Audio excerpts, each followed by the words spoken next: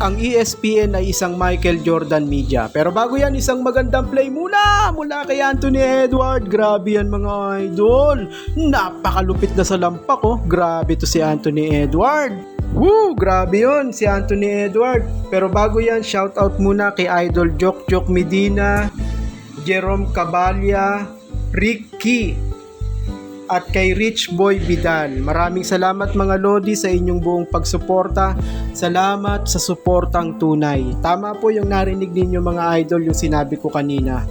Ang ESPN ay isang Michael Jordan media. Huwag po kayong umasa na maglalabas ng katotohanan yung ESPN na yan. Pugad ng kasinungalingan yan, pabor kay Michael Jordan.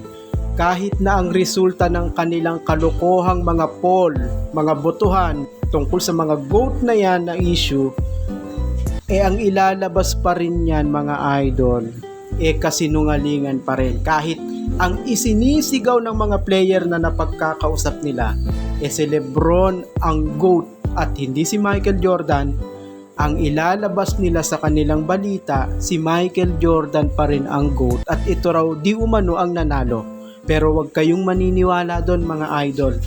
Pakinggan nyo tong si Jason Williams. Isa sa mga napakahusay o magaling naman lalaro. Napakagaling magpasa ng bola nito. Sobrang smart to mga idol. Mataas ang basketball IQ.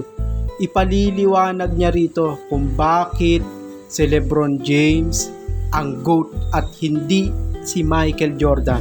Kahit na i-twist ito, kahit na imali ito ng ESPN na kilalang Michael Jordan media, hindi nila ito mapasusubalian ang katotohanan. Bakit si LeBron talaga ang tunay na GOAT ng NBA? Pakinggan natin si Jason Williams. LeBron is the GOAT. Dale thinks MJ is the GOAT. So I'm just curious to what you got to say. Well, I'm going with LeBron. Do you think LeBron James is up there with the greatest players of all time? Yes.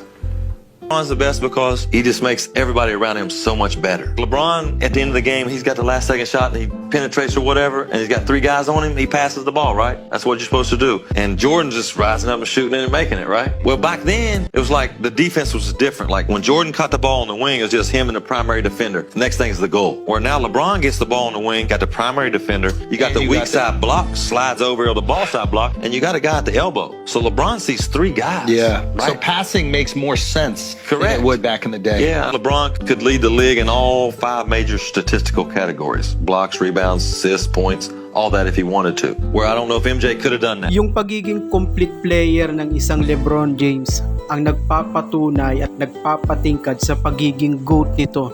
Hindi ito buwaya kagaya ni Michael Jordan na hindi marunong mamasa. Ang isang LeBron James ay isang napakatalinong player sa loob ng court. Napakataas ng basketball IQ. Pakinggan nyo si Pippen ha mga Lodi. Siya na ang nagsabi na si LeBron talaga ang pinakamagaling o pinakamahusay sa buong NBA. In short, si LeBron ang NBA GOAT. Michael Jordan or LeBron James, better? Who are you going? LeBron James is a better basketball player. And here is why. He fills the stats up across the board, night in and night out. You're talking about a kid who can easily average a triple-double if he